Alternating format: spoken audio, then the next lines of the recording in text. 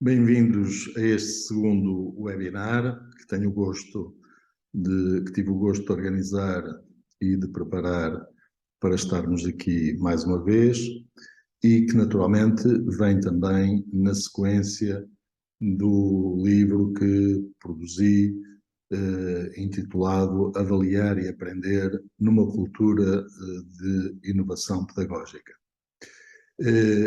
Nós hoje vamos naturalmente sublinhar essencialmente questões de natureza prática que podem e devem ser consideradas e que, no fundo, de acordo com os resultados que conhecemos da investigação, têm vindo a fazer a diferença, naturalmente, nas aprendizagens dos alunos, porque, de facto, a investigação tem demonstrado com bastante consistência que este tipo de práticas contribui de forma muito significativa para a melhoria das aprendizagens dos alunos. Evidentemente que há aqui uma questão que eu gostaria de começar por clarificar, porque recebo mensagens das pessoas, sou abordado em encontros de natureza profissional e científica, e recebo mensagens mais ou menos longas, no sentido de me ser solicitada uma certa uniformização, eu diria assim, relativamente a questões tais como determinadas rubricas de avaliação que se podem utilizar, ou determinadas práticas que deviam ser estandardizadas em todas as escolas ou em cada agrupamento, etc. Essa situação eu compreendo, mas nós temos de pensar no seguinte: cada professor e cada professora, com a sua turma ou com as suas turmas, são entidades que diferem dentro da mesma escola e que diferem de escola para escola. E, portanto, um professor pode utilizar uma determinada rubrica e outro professor pode utilizar uma outra, dentro da mesma disciplina ou dentro do mesmo grupo, mas isso, naturalmente, se suceder, a questão que se levanta é se essas rubricas permitem que os alunos aprendam aquilo que são supostos aprender. Essa é que é a questão fundamental, não é? A mesma questão se coloca em relação aos critérios, porque tenho recebido notícias no sentido de uma escola tem 3 critérios ou 4 critérios e os nossos não são iguais, e isto depois cada um faz mais ou menos o que quer, etc. Eu gostaria de referir que aquilo que é comum a todos nós, no sistema educativo, aquilo que é comum e aquilo que tem de ser o referente fundamental é o currículo. Mais especificamente, é aquilo que os alunos têm de aprender, aquilo que os alunos têm de aprender a saber fazer. Não é? Isso é que é comum a todas as escolas, a todos os professores, a todos os alunos. Todos desejamos e todos queremos que os alunos e as alunas aprendam aquilo que está prescrito no currículo e que o aprendam tão próximo quanto possível daquilo que está, de facto, prescrito no currículo. Isso é o que nos une, isso é aquilo que é comum a todos nós.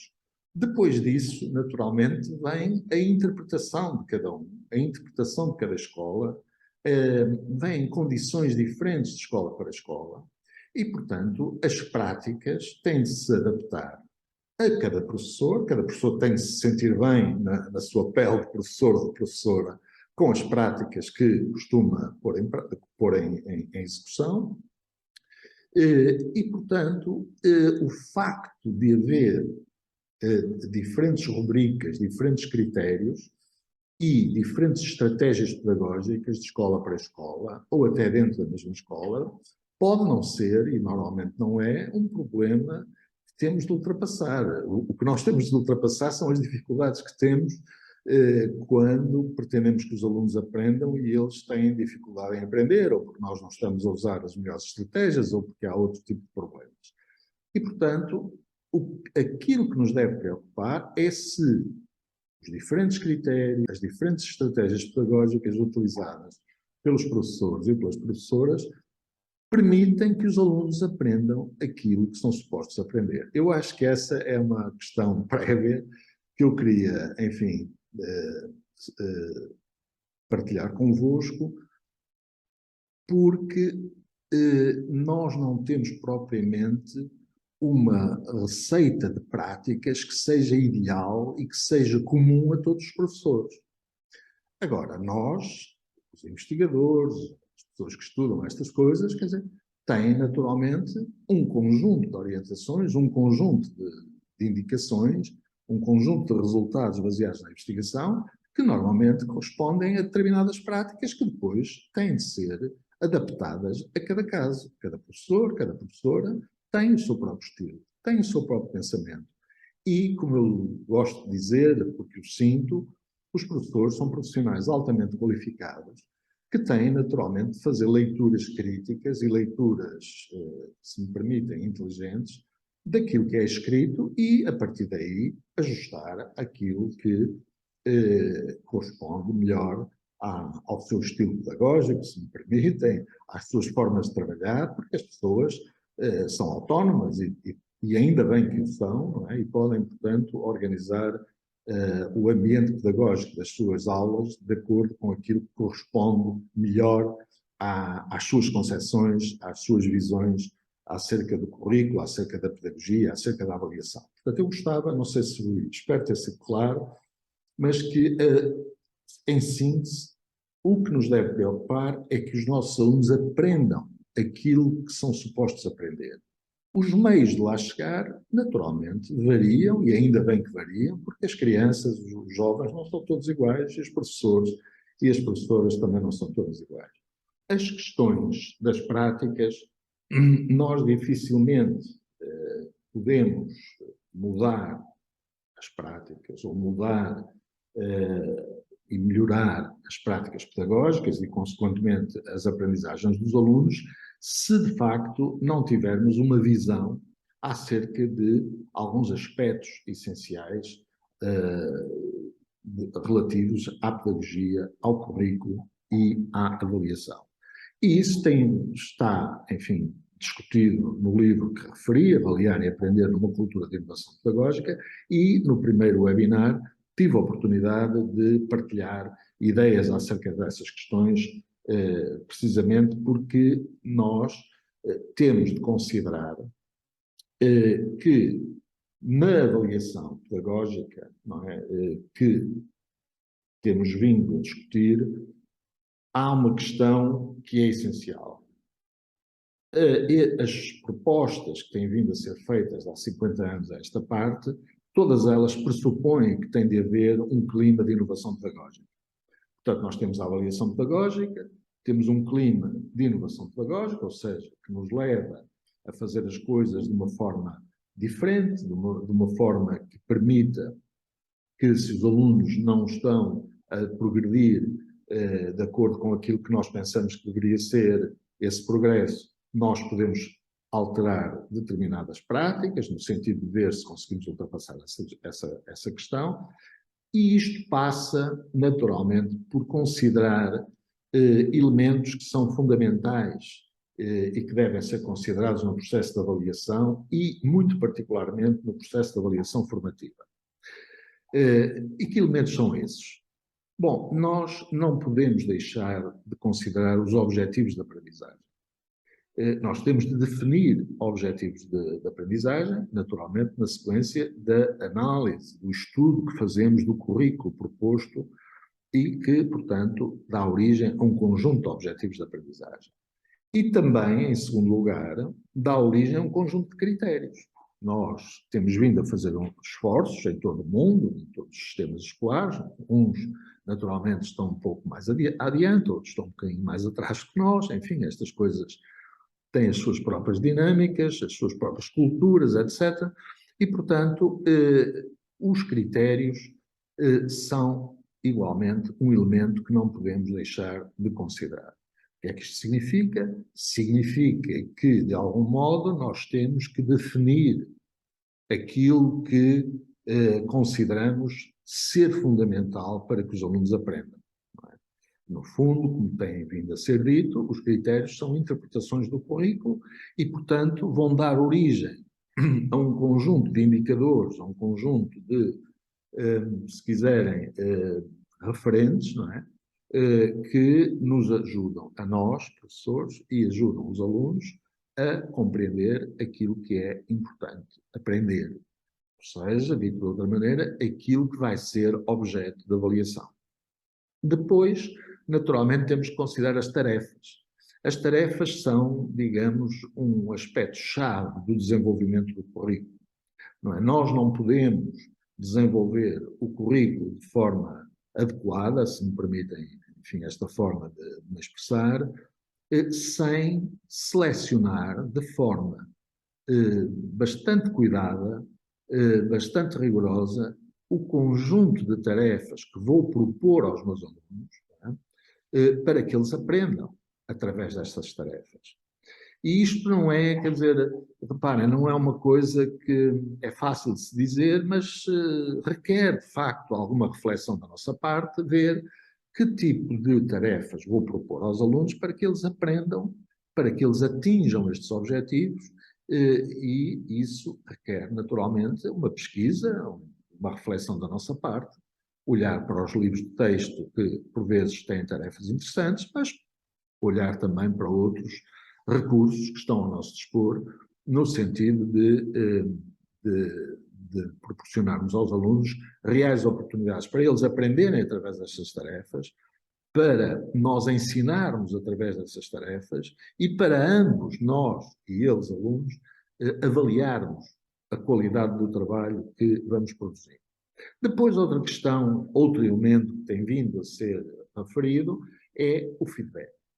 O feedback é a peça, se me permitem, a peça central, é absolutamente fundamental. Quer dizer, sem feedback nós nunca teremos uma avaliação orientada para apoiar as aprendizagens dos alunos, ou seja, nunca teremos avaliação formativa, e sem avaliação formativa, de acordo com os resultados da investigação, como disse há pouco, produzidos nos últimos 50 anos, nós nunca teremos melhorias significativas nas aprendizagens dos alunos. Porque é a avaliação formativa, e é através dela, não é, que nós recolhemos informação para dar feedback de qualidade aos alunos. Não é? E esse feedback é absolutamente incontornável para, e já lá vou daqui a pouco com mais detalhe, para que os alunos possam, de facto, progredir de acordo com aquilo que nós consideramos que é importante. Depois há um outro elemento, um quinto elemento, que tem muito a ver com a participação dos alunos na avaliação, nos processos de avaliação, nos procedimentos, nos processos de avaliação, que é a autoavaliação, sobretudo esta, e também a avaliação entre pares. Isto leva, de facto, a uma participação inteligente, assim se pretende, dos alunos no processo de avaliação. Quando falamos de autoavaliação, estamos a falar de um processo eminentemente cognitivo e metacognitivo, como terei a oportunidade de aprofundar mais daqui a pouco. E depois, naturalmente, há outro elemento que me parece fundamental a considerar no processo de avaliação e, sobretudo, no processo de avaliação formativa, que é a formulação de questões. Ou seja, quer alunos, quer professores, eu aqui ponho alunos propositadamente, é bom que os alunos também aprendam a formular questões. E isto acontece, por exemplo, quando suscitamos uma tarefa em que eles têm de fazer perguntas aos seus colegas, ou têm de fazer perguntas à turma, não é? Porque isso obriga-os a pensar, isso obriga a refletir sobre os assuntos que estão a ser tratados.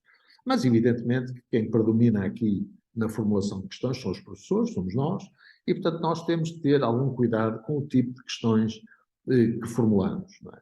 Porque essas questões vão ter, naturalmente, ou podem ter, melhor dito, um impacto muito significativo nas aprendizagens dos alunos. E, portanto, reparem, estão aqui 6 questões, 6 elementos que nós devemos considerar, e reparem que nestes 6 elementos, há aqui já indicações muito claras relativamente a práticas que podem fazer a diferença.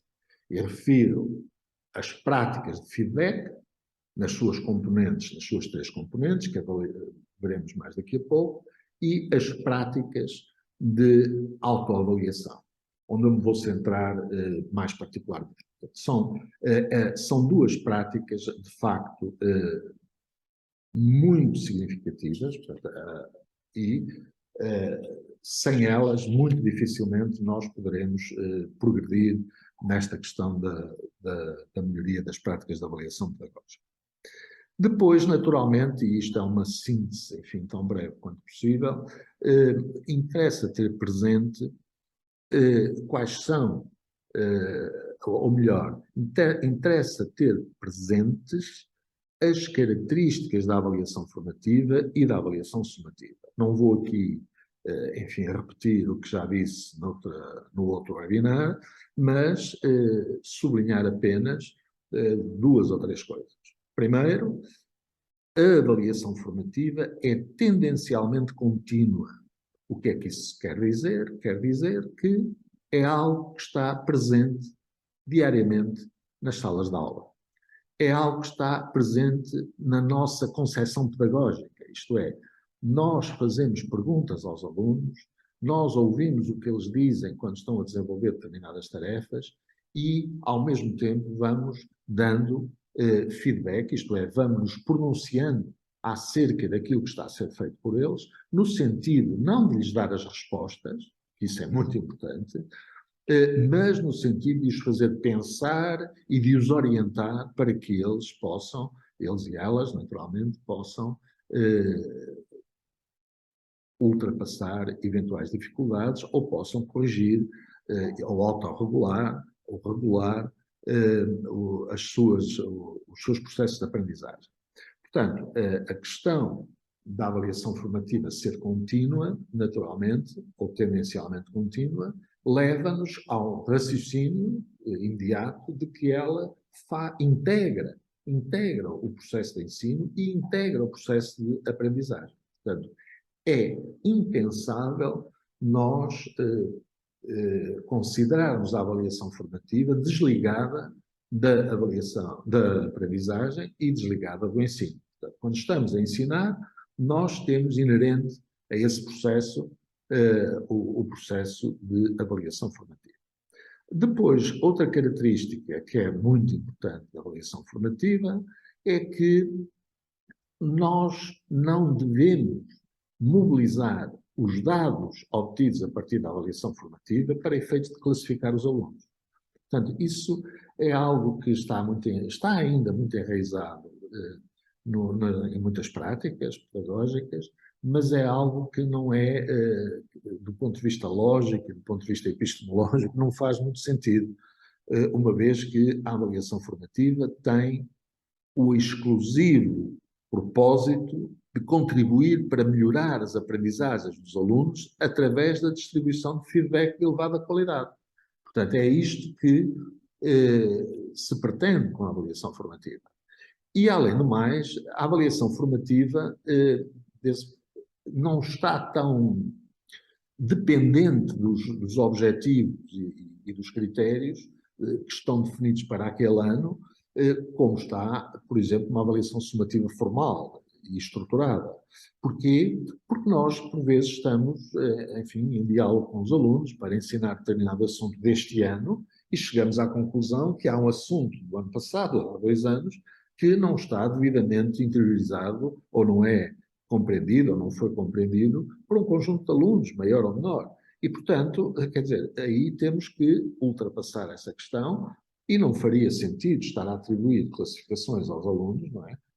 De coisas que eventualmente não foram aprendidas, ou porque não houve tempo, ou porque não foi dada a matéria, porque eles se esqueceram. Isso depende muito. Portanto, a avaliação formativa tem esse exclusivo propósito.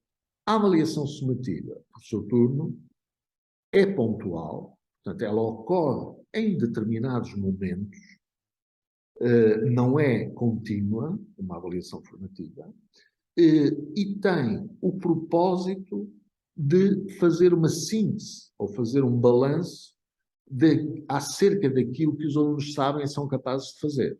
Não é? Portanto, quando falamos de avaliação sumativa, pensamos sempre que é algo que ocorre num determinado dia, às vezes até se marca o dia, por exemplo, se fazemos um teste, marca-se o dia, a hora está marcada naquela aula, há determinadas regras, inclusive para cumprir nesse contexto, etc. E sabemos que o que vai ser ali feito é um ponto de situação acerca do que os alunos sabem e são capazes de fazer. É um balanço acerca das aprendizagens. Evidentemente que o que nós daí retiramos, dessas avaliações sumativas, são lições importantes, quer para os alunos, quer para os professores, relativamente àquilo que devemos fazer no futuro. Portanto, e depois, além do mais, e é importante dizê-lo, nós podemos ter avaliações sumativas que se destinam à produção de classificações, ou se quiserem, contribuem para a atribuição de classificações aos alunos, mas podemos ter avaliações sumativas, e fazemos-lo muitas vezes nas salas de aula, que não têm um fim classificatório, mas têm o fim de fazer o tal balanço. O tal balanço para ver se as coisas estão a correr no sentido que todos desejamos. E, portanto, depois há aqui um outro aspecto que me parece importante chamar a atenção e que já foi referido, que é a questão da classificação como processo pedagógico. Nós, enfim, temos discutido relativamente pouco a classificação entre nós, aceita-se, enfim, em geral, aquilo que que tem vindo a ser hábito, quer dizer, em que a classificação acaba por ter um significado pouco claro. Basta dar o seguinte exemplo. Alguém diz, para mim conta tudo para a avaliação. Tudo o que vocês fazem na sala de aula, tudo conta para a avaliação.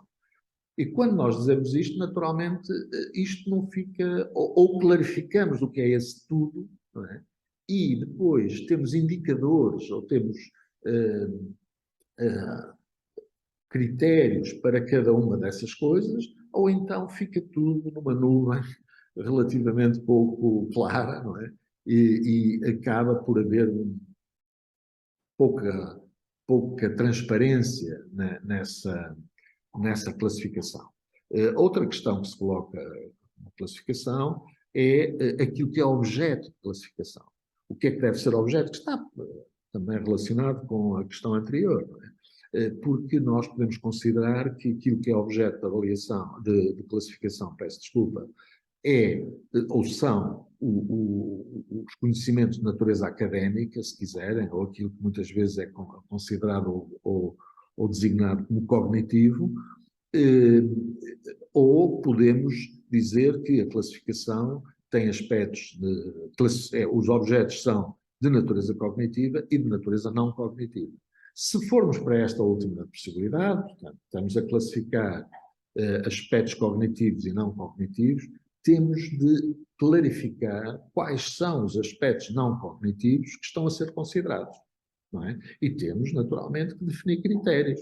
E depois temos que definir indicadores para esses elementos não cognitivos. O que normalmente é a prática, não só em Portugal, mas como em muitos outros países, é que esses aspectos não cognitivos são mais ou menos aquilo que cada um acha que são e os alunos nunca chegam a perceber muito bem o que é que de facto está ali a ser mobilizado para efeitos de atribuir uma classificação. Portanto, esses aspectos também são importantes e, portanto, há aqui este terceiro elemento, além do feedback e além da autoavaliação, podemos considerar que as práticas de classificação são outras práticas que podem também fazer a diferença nas aprendizagens dos alunos. E, portanto, com isto, com esta introdução, eu diria que poderemos começar por falar um pouco do feedback. O feedback, note-se, como uma prática que pode fazer toda a diferença. Eu, aliás, até, com toda a franqueza, arrisco-me daqui a dizer que faz com certeza toda a diferença. Se tivermos em conta as investigações que têm sido desenvolvidas, como eu já disse há pouco, há cerca de 50 anos para cá, de facto, a distribuição de feedback de qualidade aos alunos, porque o feedback, naturalmente, não pode ser um feedback qualquer e tem de obedecer a determinado tipo de regras, a distribuição de feedback é reconhecidamente um processo que melhora de forma muito significativa as aprendizagens dos alunos.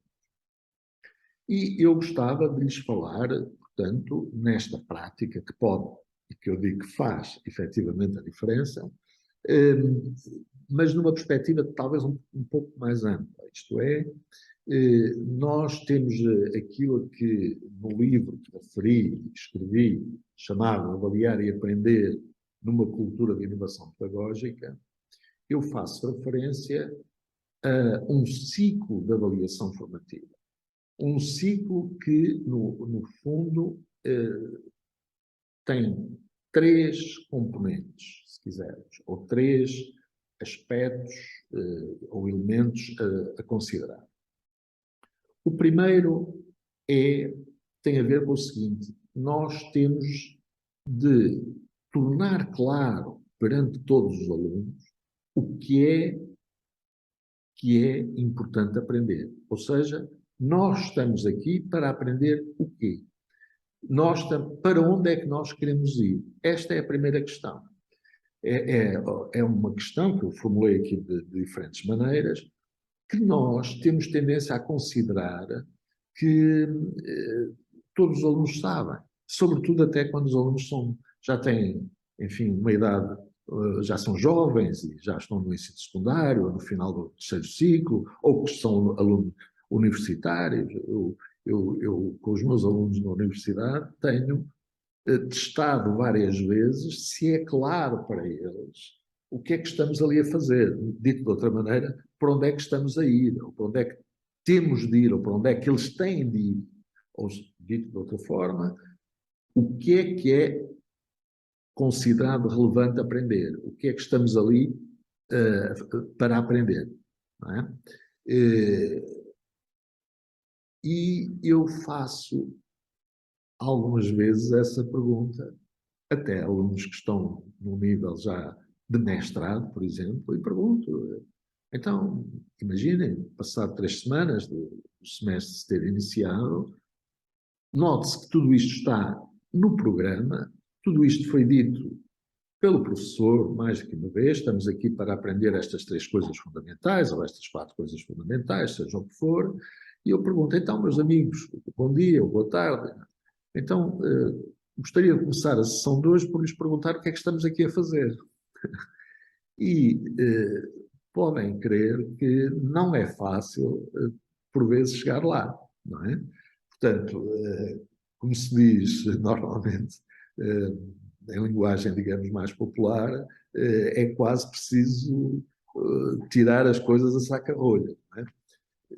Porquê? Porque não está presente, como eu gostaria e como se calhar eles também gostariam, não está presente na cabeça deles, se me permitem, as 3 coisas que são realmente importantes aprender ali naquela unidade curricular ou naquela disciplina, não é? E, portanto, nós temos de ter essa preocupação de, em cada momento, tornar ou procurar tornar os alunos conscientes acerca daquilo que é importante aprender. E isto tem um nome, enfim, que nós não traduzimos com facilidade para português, que é o chamado feed-up, que considera-se que está integrado numa concepção mais ampla de feedback, mas que é o feed-up, isto é, estamos a dar conta daquilo que é importante aprender.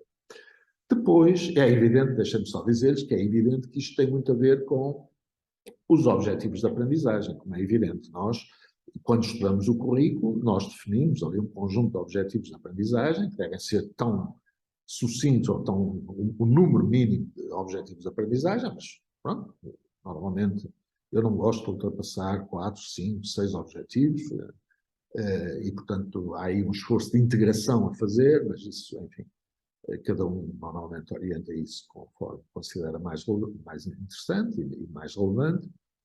E, portanto, este é o primeiro elemento. O segundo tem a ver com nós tornarmos os alunos conscientes acerca do estado em que se encontram relativamente àquilo que é importante aprender. Ou seja, estamos, no fundo, a pedir aos alunos que façam a si próprios, ou que formulem a si próprios, questões tais como: em que situação é que eu me encontro? Não é? O que é que já aprendi? O que é que ainda não aprendi? O que é que me falta fazer? O que é que me falta para aprender? O que é que me falta aprender, melhor dito? O que é que me falta aprender? E, portanto, isto é, digamos, o chamado feedback. É o feedback tal como nós o utilizamos normalmente nas nossas práticas. Portanto, o feedback que é, no fundo, uma informação, não é? Que nós prestamos aos alunos, tão descritiva e tão exaustiva quanto possível, acerca do estado em que eles se encontram relativamente àquilo que é importante aprender. E é por isso que, reparem, o feedback é de natureza contínua. E porquê? Porque ele está intimamente associado à avaliação formativa. Aliás, a avaliação formativa e feedback, alguns autores chegam a considerá-los indistintos. Eu não considero que seja assim. Acho que a avaliação formativa é um conceito mais amplo neste sentido do que o feedback, mas vejam bem que, para haver autores que dizem que feedback e avaliação formativa dificilmente se distinguem, é porque, de facto, o feedback anda ali ao lado, se me permitem, da avaliação formativa. O que acontece é que nós, através dos dados da avaliação formativa, nós, dos resultados, dos dados que recolhemos através da avaliação formativa, nós formulamos o feedback. Distribuímos o feedback aos alunos. Acerca, portanto, o feedback, no fundo, acompanha os processos de ensino e aprendizagem. E isso é algo que a avaliação formativa também faz, e daí a tal confusão que, por vezes, existe entre avaliação formativa e feedback. Finalmente, um terceiro aspecto que é igualmente muito relevante, que é o seguinte, que é, chegamos a um ponto em que temos de tornar os alunos conscientes acerca dos esforços que têm de fazer para aprender aquilo que eventualmente ainda não aprenderam na sua verdadeira amplitude. Ou para aprenderem aquilo que ainda não aprenderam, pura e simplesmente. Porque, no fundo, estamos a tornar os alunos conscientes acerca das estratégias, dos processos que devem pôr em prática, não é? Que devem desenvolver para, de facto, aprenderem aquilo que devem aprender. E, portanto, eles deverão ser capazes de formular questões tais como o que e como tenho de estudar, não é? E nós vamos procurar ajudá-los com isso, acerca disso. E, portanto, isso passa por coisas tão simples como: olha, fala com o João, que é do teu grupo de trabalho, porque ele está a acompanhar estas coisas, parece-me que domina bem a questão, e eles falam os dois, e depois as coisas podem ser ultrapassadas por aí. Não sendo, o professor é sempre um recurso altamente qualificado, os livros de texto e os materiais que são distribuídos aos alunos também podem ser recomendados para efeitos deles ultrapassarem, tão autonomamente quanto possível, naturalmente, as suas dificuldades. E isto tem um nome, também não facilmente traduzível para português, que é o chamado feed-forward. Portanto, temos o feed-up, o feedback e o feed-forward. E aqui temos, de facto, um ciclo de avaliação formativa que está intimamente ligado a estas três formas de feedback. Todas elas são, de facto, muito relevantes. Eu gostaria de sublinhar o seguinte: o feedback eu tenho dito isto muitas vezes, o real conteúdo da avaliação formativa. Não é? Sem feedback, nós nunca poderemos ter avaliação formativa. Isto também pode ser dito de uma forma mais ampla, dizer que sem interação social, sem uma relação pedagógica que implique algum diálogo entre os alunos e o professor, ou entre o professor e os alunos, quer dizer, sem diálogo, sem alguma intervenção por parte dos alunos, nós muito dificilmente poderemos ter uma outra avaliação. E reparem que isto, naturalmente, tem a ver também com o seguinte: não poderemos ter um outro tipo de ensino, porque o ensino é absolutamente crucial ser organizado de uma forma que permita que os alunos participem nesse processo tão ativamente quanto possível e que permita também organizar a avaliação de acordo com aquele tipo de ensino que nós praticamos. E por isso, sem feedback, dificilmente nós poderemos ter quer uma avaliação que permita ultrapassar as dificuldades, quer um ensino que está bem mais sustentado, porque os diferentes assuntos vão sendo aprendidos pelos alunos precisamente através da avaliação formativa, que é alimentada, como já referi, pelo feedback. Agora, não há, quer dizer, o feedback, nós não podemos considerar que o facto de dar feedback já está tudo resolvido. Não, não pode ser um feedback qualquer, não é? Nós temos normalmente preocupações com o conteúdo do feedback, e temos preocupações com a forma do feedback. Há outras preocupações, mas estas são as essenciais. Ou seja, nas nossas práticas, e eu relembro, se me permitem, a propósito da questão de saber o que é que estamos aqui a tratar, que ainda há bocadinho referi, é que nós estamos aqui a tratar, essencialmente, de práticas que podem fazer a diferença. E uma prática que pode fazer a diferença é o feedback. Aliás, eu disse que faz a diferença, de acordo com os resultados da investigação. E, portanto, temos naturalmente de cuidar da forma de distribuir esse feedback e portanto, porque não pode ser um feedback qualquer. Ou seja, se me permitem, se eu digo ao meu aluno, tens de estudar mais. Bom, isto provavelmente alguns deles até dirão, bom, isso sei eu, que eu tenho estudado pouco, portanto, eu tenho mesmo que estudar mais. Mas isto não é propriamente um feedback com real conteúdo, não é? Quer dizer, não é... O feedback tem de ter conteúdo, tem de ser preciso, tem de ser detalhado, tem de ser descritivo. Não é? E há um princípio, em termos relativamente ao conteúdo, que é absolutamente essencial. É que o feedback tem de estar centrado ou focado na qualidade do trabalho que é realizado pelos alunos. Ou seja, tal até como disse Paulo Freire, o feedback tem de estar centrado naquilo que foi desenvolvido e tem de ser aquilo que foi desenvolvido, o trabalho que foi desenvolvido, a qualidade do trabalho que foi desenvolvido, talvez melhor dito, não é? É analisada pelo aluno e é analisada pelo professor. Não é? E, portanto, e é analisada tendo em conta os objetivos da aprendizagem, tendo em conta os critérios, não é? que se definiram, não é? E isso é, como eu disse, feito pelo professor e pelos alunos. Os alunos e os professores devem estar envolvidos, não é? Ambos devem estar envolvidos na análise da qualidade do trabalho que foi feito. Portanto, o feedback tem de estar centrado na qualidade do trabalho.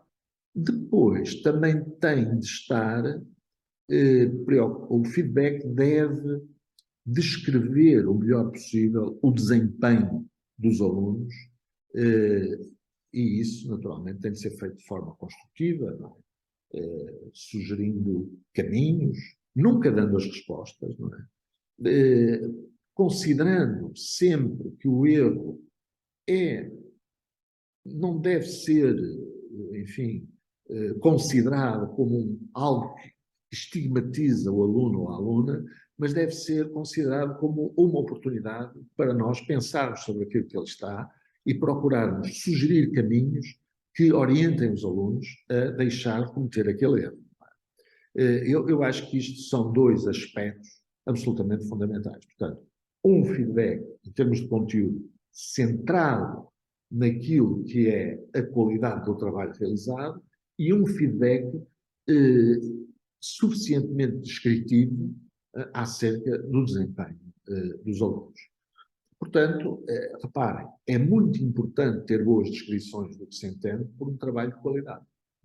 Ou seja, há aqui um aspecto importante que é o seguinte: nós definimos os critérios, temos objetivos de aprendizagem, depois temos os critérios, e para os critérios, como sabem, definem-se indicadores, ou definem-se descritores que, de algum modo, não é, vão permitir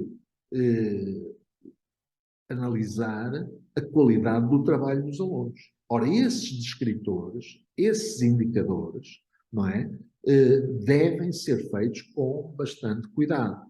Não quer dizer que vamos fazer isso de hoje para amanhã, mas à medida que também as nossas práticas nós aprendemos muito com a prática, como todos sabem, e portanto nós podemos ir alterando e melhorando esses descritores.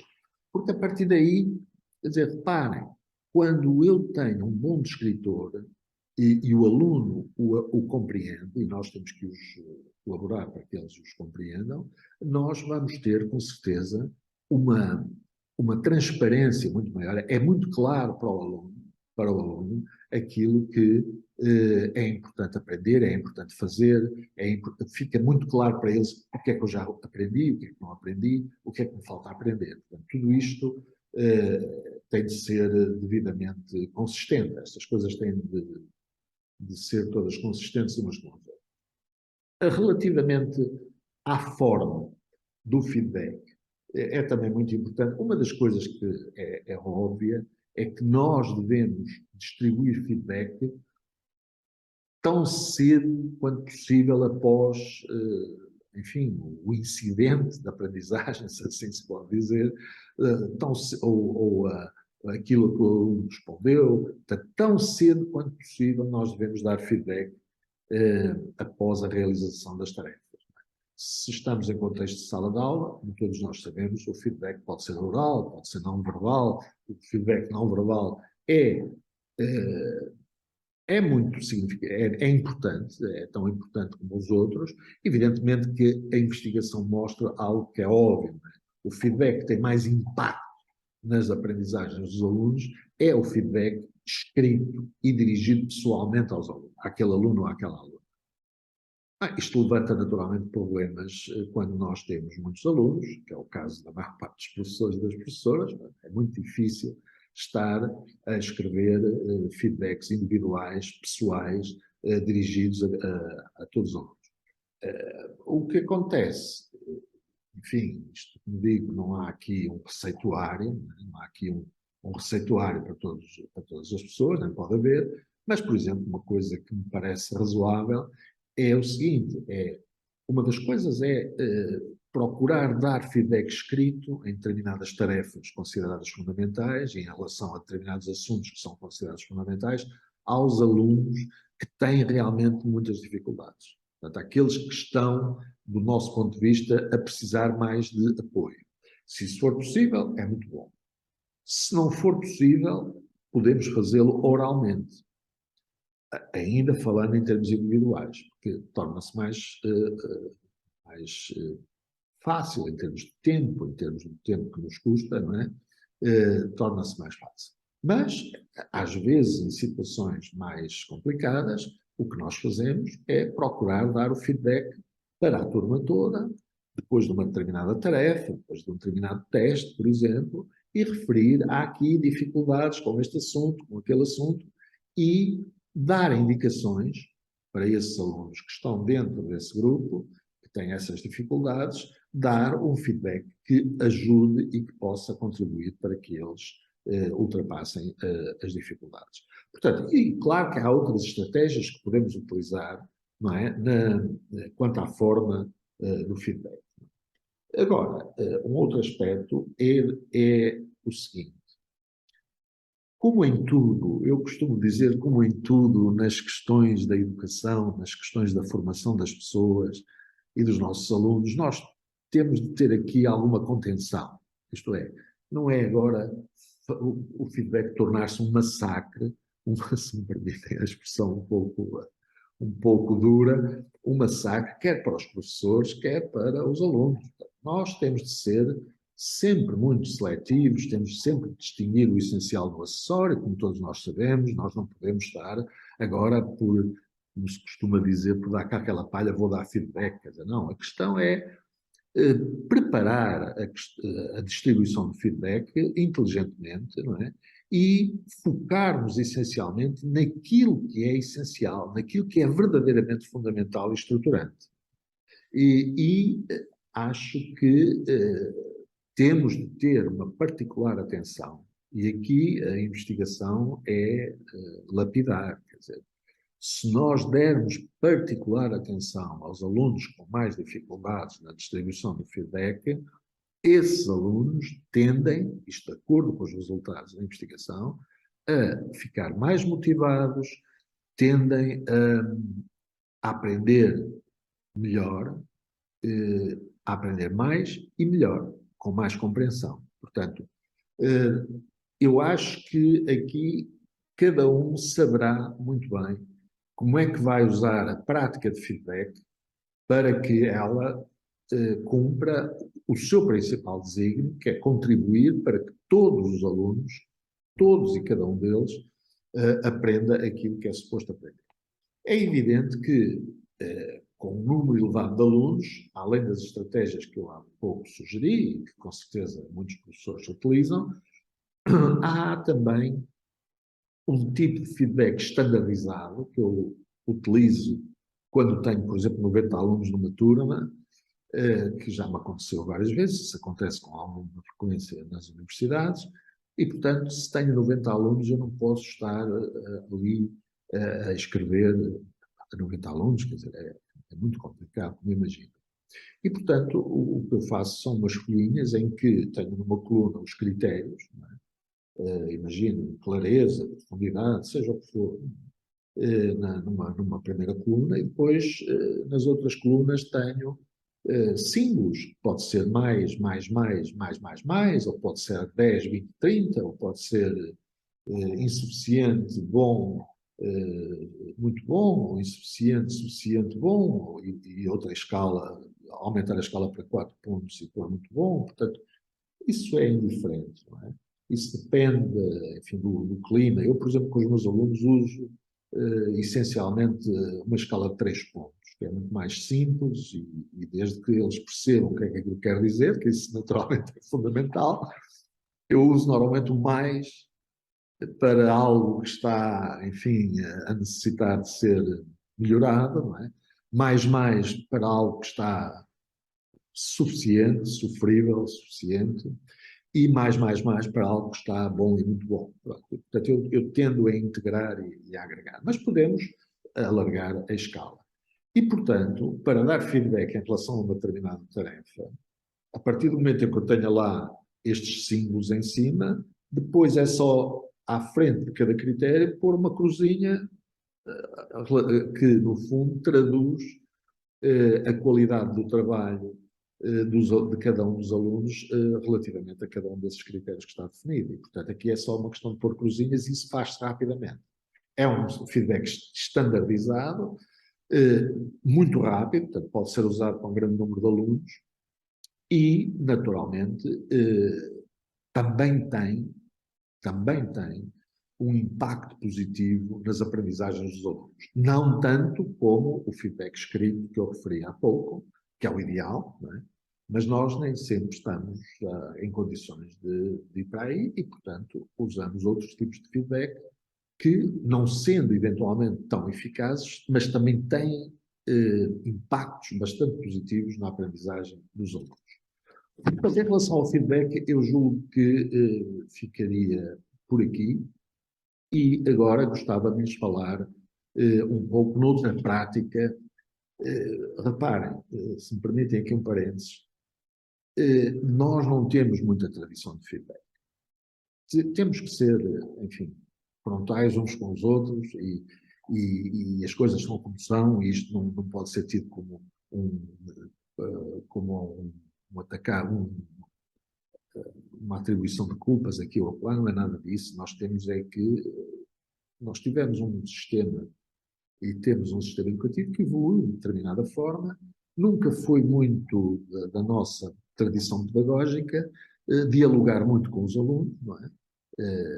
A nossa tradição está muito enraizada na aula magistral, não é? Num currículo que não se vive, que não se discute, que não se constrói, reconstrói, num currículo que não é propriamente vida, é uma outra coisa, não é? Portanto, isso remete o professor ou a professora para uma pessoa que diz o currículo, não é?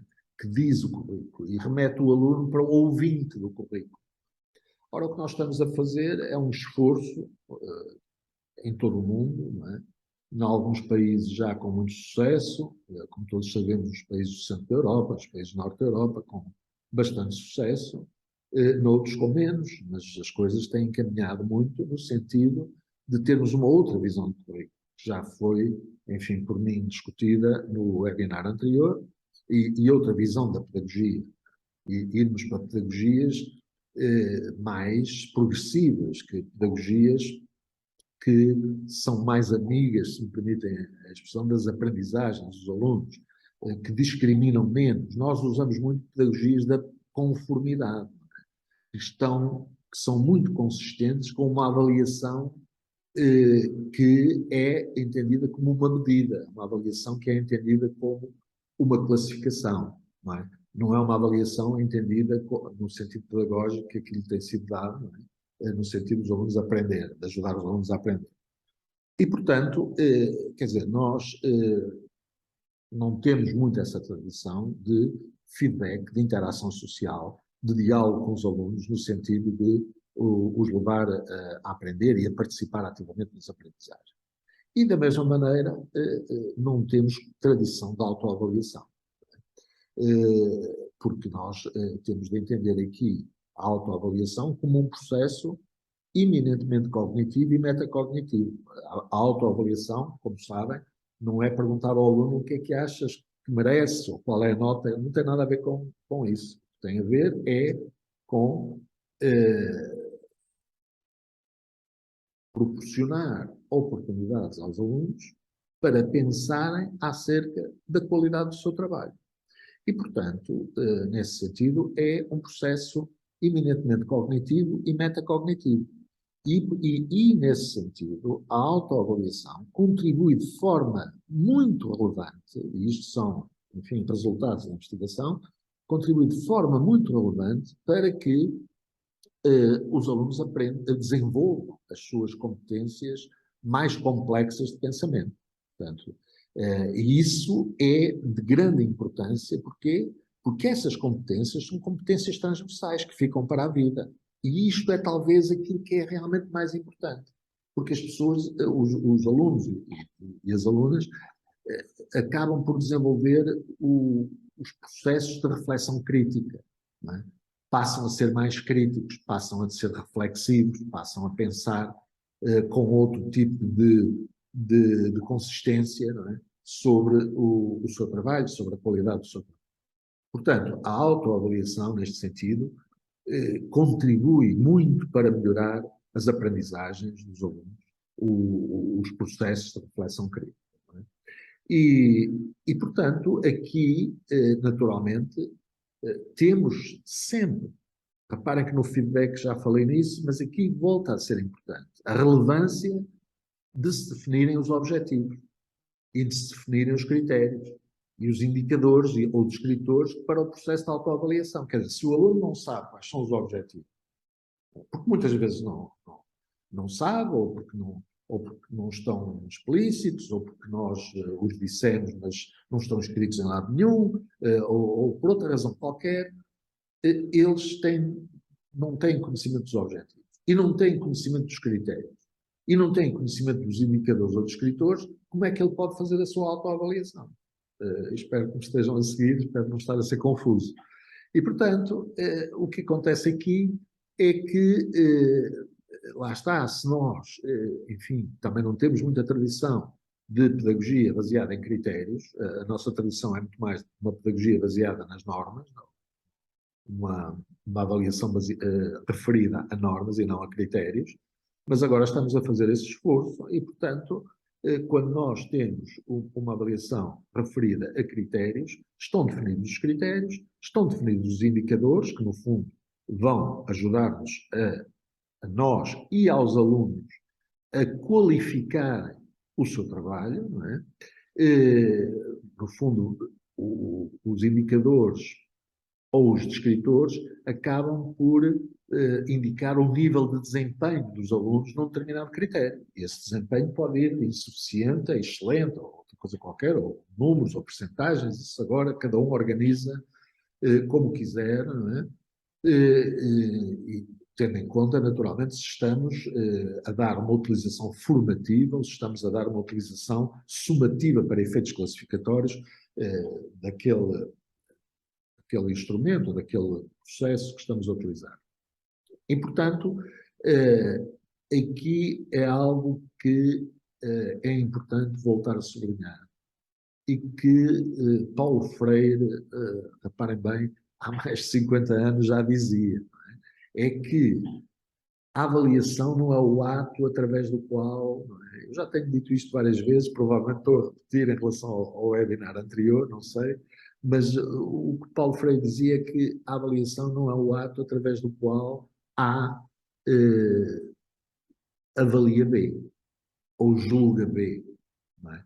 Não, é o ato através do qual A e B analisam a qualidade do trabalho desenvolvido, analisam os erros que eventualmente lá estarão e ambos encontram uma estratégia ou um conjunto de estratégias para ultrapassar essas dificuldades. Portanto, a qualidade do trabalho, reparem, há aqui uma nuance, não é uma nuance, é um aspecto realmente muito, muito relevante aqui. É que se os alunos estão munidos, imagina de uma rubrica de avaliação, ou, dito de outra forma, estão munidos de um conjunto de critérios, de um conjunto de descritores, relativamente que lhes permitem avaliar a qualidade do seu trabalho, os alunos passam a ser aliados do professor e o professor é um aliado dos alunos na observação da qualidade, ou se quiserem, na análise da qualidade daquele trabalho. Ora, isto é, de facto, inestimável. É inestimável e cria um clima de autêntica inovação pedagógica nas salas de aula.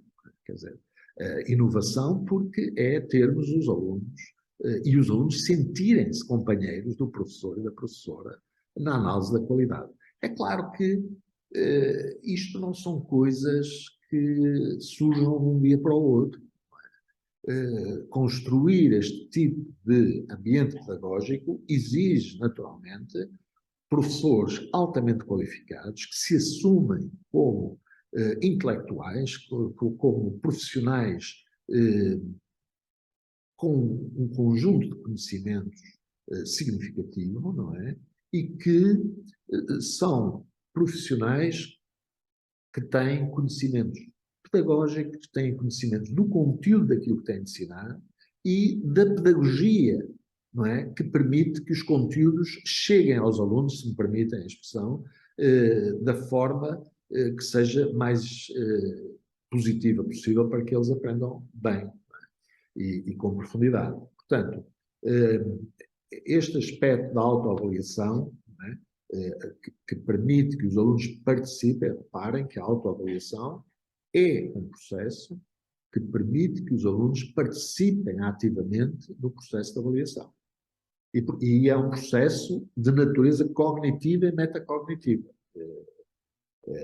E que, portanto, vai contribuir para que os alunos desenvolvam as suas competências mais elaboradas de pensamento.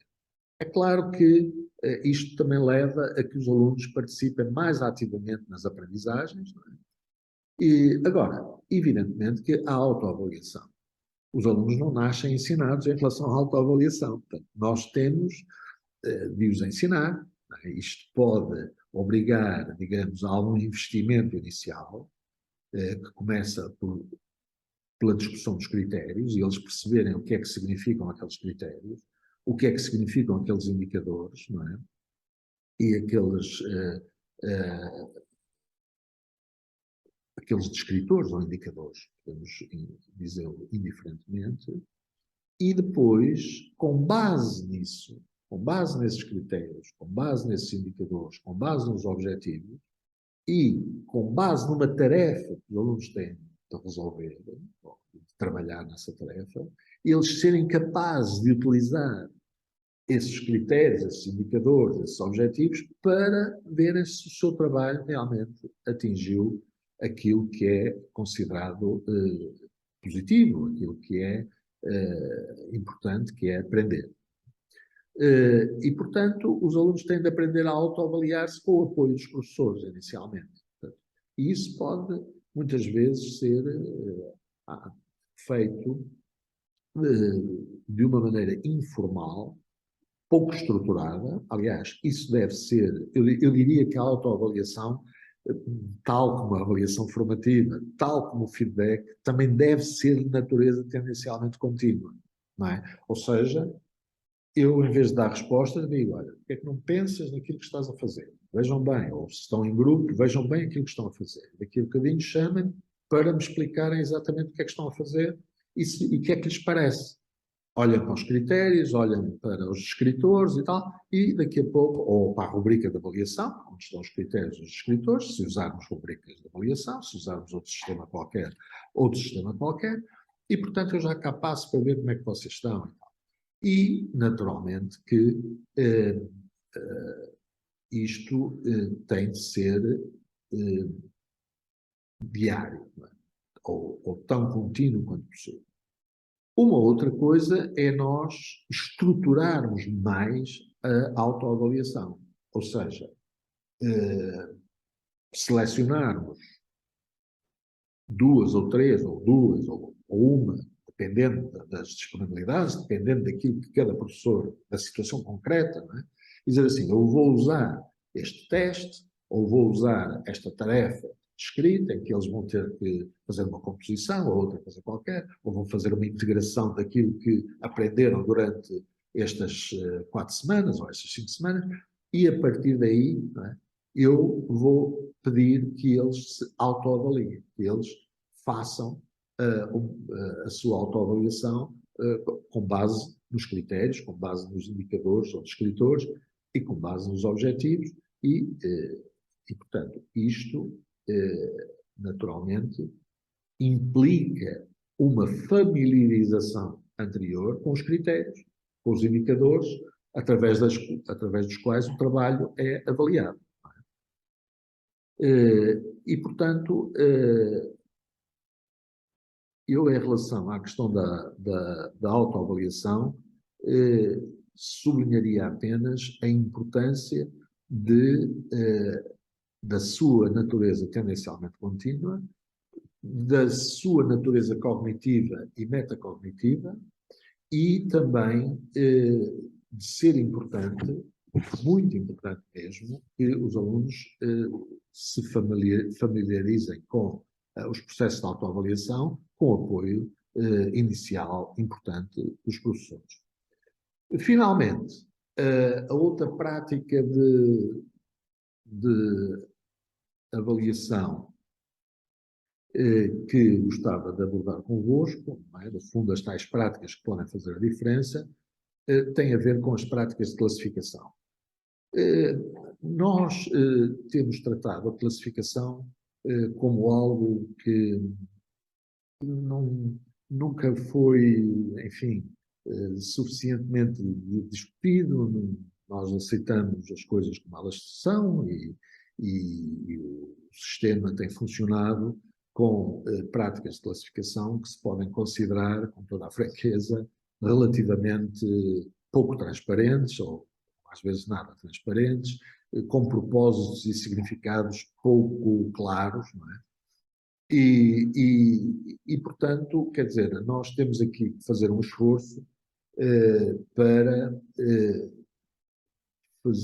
fazer um esforço no sentido da classificação poder ter, digamos, uma natureza mais pedagógica e menos técnica ou algorítmica. Quer dizer, evidentemente que nós temos de classificar os nossos alunos e todos nós, naturalmente, queremos que essa classificação seja eticamente tão irrepreensível eticamente quanto possível.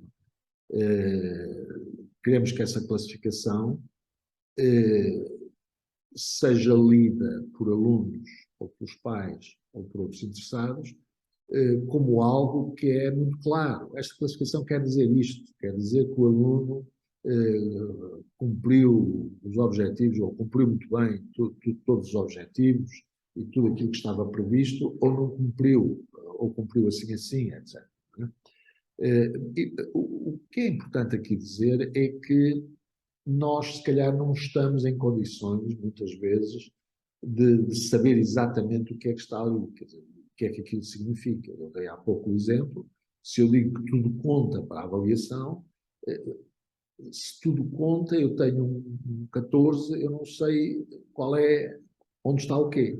A não ser que eu diga tudo conta e depois o 14 resulta apenas da adição de duas notas que eu tive em 2 testes e da média daí resultante. E então aí eu posso perguntar, eu aluno posso perguntar, mas afinal o resto eu portei-me tão bem, eu fiz os trabalhos todos de casa, eu não sei o que e tal, e isso não contou, só contou mesmo.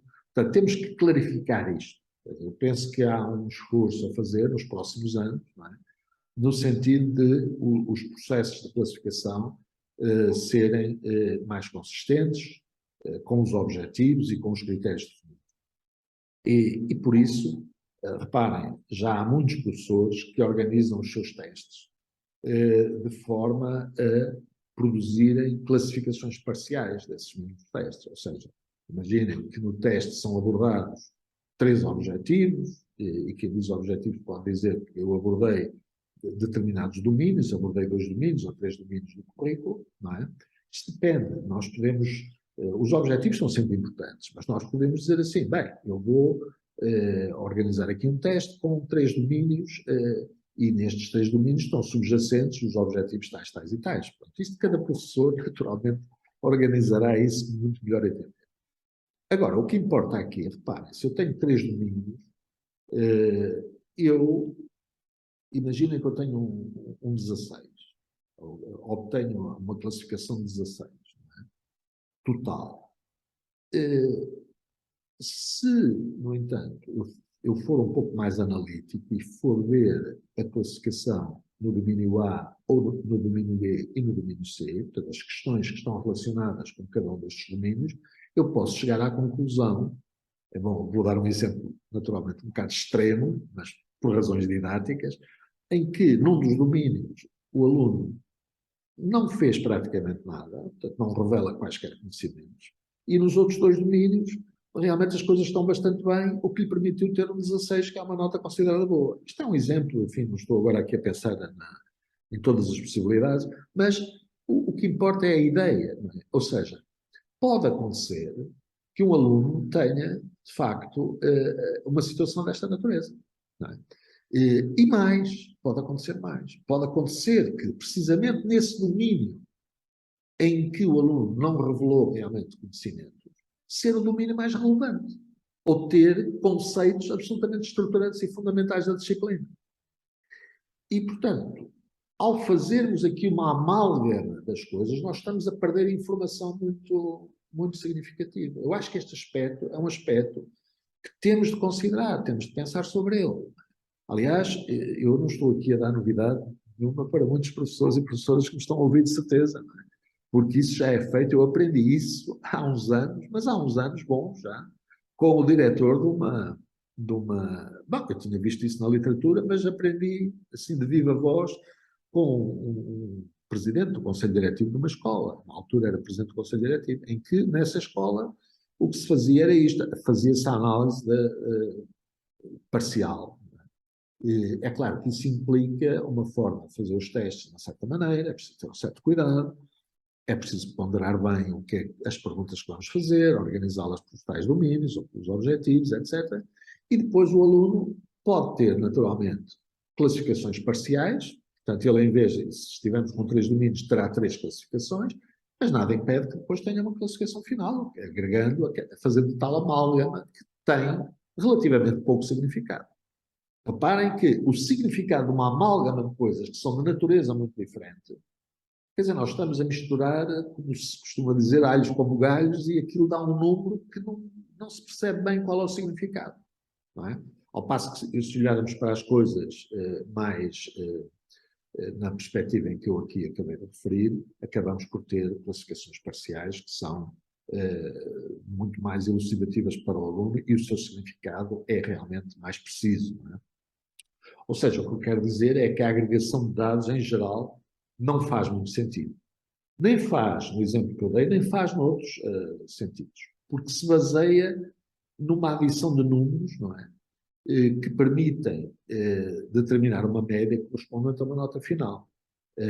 Mas tais números, não é? Correspondem a conteúdos, conhecimentos, competências, que muitas vezes são, invariavelmente, são muito diferentes. Não é? Portanto, dão origem a uma nota, dão origem a uma classificação, que no fundo é uma amálgama de significados diferentes. Portanto, eu julgo que, se me permitem, enfim, eu penso que já não terei muito tempo, mas se me permitem, eu julgo que dar notas ou classificar, temos de pensar, vamos, dito de outra maneira, temos de refletir acerca do seguinte: será que dar notas ou classificar os alunos é um mero procedimento algorítmico ou tem antes a ver com a formulação de juízos profissionais fundamentados? Ou seja, no fundo, é perguntar se trata aqui de uma questão técnica ou de uma questão pedagógica, não é? E é evidente que nós, julgo que nesta linha da avaliação pedagógica, nesta linha da inovação pedagógica, enfim, remetendo-os, se me permitem, para a introdução que fiz no início deste webinar, nós, naturalmente, estamos, é lógico e faz todo sentido que as classificações sejam vistas como processos eminentemente pedagógicos. Não é? O que é que, quais são as implicações? As implicações é que a classificação vai ser associada, não é, também à ideia inestimável de contribuir para que os alunos aprendam.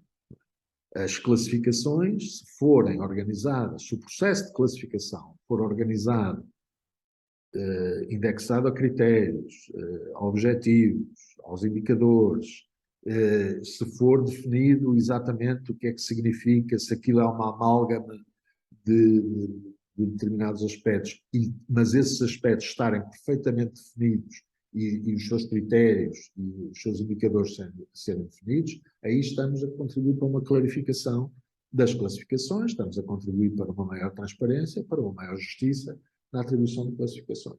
É claro que colocam-se aqui várias questões que são importantes, não é? Porque uma delas, talvez a mais relevante, é se nós, quando classificamos única e exclusivamente os aspectos ditos cognitivos, não é? Os aspectos académicos, não é? Os conteúdos académicos, se quiserem, conteúdos escolares, ou se nós, na classificação, dizemos, não, eu estou a classificar os aspectos cognitivos, mas também os aspectos sociocomportamentais e socioemocionais dos alunos. Bom, se eu digo isto, eu tenho de clarificar quais são os critérios, para já que aspectos socioemocionais ou sociocomportamentais estou a avaliar, para classificar. Depois tenho que definir os critérios para esses aspectos. E depois tenho que dizer, naturalmente, qual é o peso que esses aspectos vão ter na classificação final. Assim, estaremos a tornar o sistema muito mais transparente. Agora, o que eu lhes posso dizer é que a tendência, não é? A tendência ao nível da investigação, ao nível que se vai passando nos países que normalmente andam um bocadinho mais à frente nestas questões, a tendência é para, por exemplo, uma das perspectivas, é a de classificar apenas atribuir classificações apenas aos aspectos cognitivos e não classificar, mas avaliar, portanto, avaliar, mas não classificar, os aspectos socioemocionais, sociocomportamentais e esses aspectos que normalmente se designam por não cognitivos. A ideia de tudo contar para a nota, nesta perspectiva, não é uma boa ideia. A boa ideia será que só contam para efeitos das classificações as tarefas, não é, de avaliação sumativa que têm fins classificatórios, conforme vimos no último webinar e conforme está amplamente discutido no livro Avaliar e Aprender numa cultura de inovação pedagógica. E, portanto, reparem, a ideia da amálgama de dados, cognitivos e não cognitivos, tem um significado um bocadinho impreciso. Portanto, nesta perspectiva que eu estava aqui a falar, não é uma boa ideia. A boa ideia será, de acordo com as tendências, os dados serem referidos a aspectos cognitivos e, à parte, classificar os aspectos não cognitivos, ou não os classificar, mas avaliá-los. Porque nós podemos avaliar sem classificar. É bom ter isso presente. Portanto, há aqui, depois há a ideia de basear as classificações nas médias dos testes ou das avaliações sumativas ou dos métodos que nós utilizamos para recolher informação, também me parece, de acordo com esta perspectiva, o que a investigação diz é que também não é uma boa ideia. Não é? A boa ideia será basear as classificações a partir de descritores que correspondem a diferentes níveis de consecução dos critérios ou dos objetivos que estão a ser considerados e, portanto, as ponderações serem atribuídas aos domínios. Isto independentemente de, em cada domínio, os critérios poderem ter as suas ponderações. Portanto, há aqui outra ideia que contrasta duas formas de olhar para as classificações, que é a ideia de que, por exemplo, que não é muito boa, da nota final do aluno, não é? Resultar, a nota final, imagina, de um determinado ano, ou nota final de um determinado ciclo de escolaridade, resultar de uma agregação de uma média das notas obtidas em todas as tarefas anteriores, todas as notas anteriores contam. Isso pode levantar vários problemas que temos de pensar. Quer dizer, porque é assim, vou só dar este exemplo muito rápido. Se um aluno, num determinado ano, no primeiro período, não mostrou conhecer um determinado aspecto do programa, um determinado assunto, se nós formos capazes de organizar as coisas, enfim, para dar oportunidades para aqueles que não aprenderam no primeiro período poderem aprender no segundo ou no terceiro, e se chegarmos à conclusão que o aluno aprendeu aquilo no segundo período ou aprendeu no terceiro, aprendeu aquilo que não tinha aprendido no primeiro, não faz muito sentido, do ponto de vista lógico, que nós estejamos a considerar a classificação que ele teve no primeiro período, uma vez que ele já aprendeu. Portanto, há aqui reflexões a fazer e cuidados a ter nesta. Portanto, a boa ideia, de acordo com as perspectivas da investigação e as perspectivas da reflexão que têm sido feitas, é, neste aspecto, que a nota final seja baseada nos resultados mais recentes. E isto acho que, enfim, nós estaremos de acordo todos, não é? Porque são os resultados mais recentes, aqueles em que o aluno realmente demonstra ou não possuir os conhecimentos e as competências que é necessário demonstrar. É claro que isto levanta problemas de organização. Levanta problemas de organização e vamos, com certeza, ser capazes de conseguir encontrá-los, é? Encontrar os processos de organização que nos permitem trabalhar desta forma. E, portanto, eu com isto estou a concluir este segundo webinar. Devo dizer-lhes que foi um prazer muito grande. Isto foi, enfim, algo que já foi planeado penso que há 2 anos, não é? Ou anda lá perto disso.